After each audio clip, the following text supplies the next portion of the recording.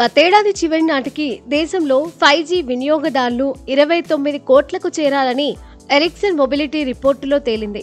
మొత్తం భారతీయ మొబైల్ వినియోగదారుల్లో ఇది 24% అని పేర్కొంది. అలాగే ఒక్కో స్మార్ట్ ఫోన్ యూజర్ నెలకు 32 GB డేటాను వాడుకున్నారని ఈ తాజా నివేదికలో ఎరిక్సన్ స్పష్టం చేసింది. ఈ క్రమంలోనే 2030 కల్లా ఇంచుమించుగా 3 రెట్లు పెరిగి దేశీయ 5G సబ్స్క్రైబర్లు దాదాపు 98 కోట్లకు చేరుకోవచ్చని, నెలకు స్మార్ట్ ఫోన్ వినియోగదారుల డేటా వాడకం 62 GBని తాకవచ్చని అంచనా వేసింది. ఇక 2030 నాటికి దేశంలో 4G కస్టమర్లు ప్రస్తుతంతో పోల్చితే సుమారు 60% పడిపోయి 23 కోట్లకు పరిమితం కావచ్చంటూ ఈ అప్డేటెడ్ రిపోర్ట్లో స్వీడిష్ టెలికాం కంపెనీ చెప్పింది.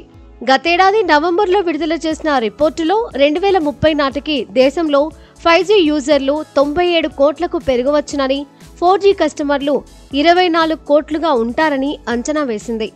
నెలవారీ డేటా వినియోగం కూడా స్మార్ట్ ఫోన్కు 66 GBగా ఉండొచ్చన్నది. అయితే తాజా నివేదికలో ఈ నెంబర్లను సవరించింది.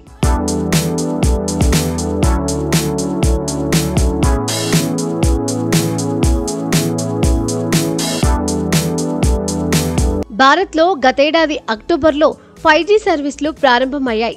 అప్పటి నుంచి రిలయన్స్ జియో, భారతీ ఎయిర్టెల్ మధ్య 5G సర్వీసులకు సంబంధించి ప్రధాన పోటీ నెలకొంది. ఈ కంపెనీలు ప్రత్యేక ఆఫర్లతో యూజర్లకు 5G డేటాను అందిస్తున్నాయి. ఇదే క్రమంలో భారత్లో 5G నెట్వర్క్ వేగం కూడా గణనీయంగా పెరిగినట్లు ఇంటర్నెట్ టెస్టింగ్ కంపెనీ ఊక్లా వెల్లడించింది.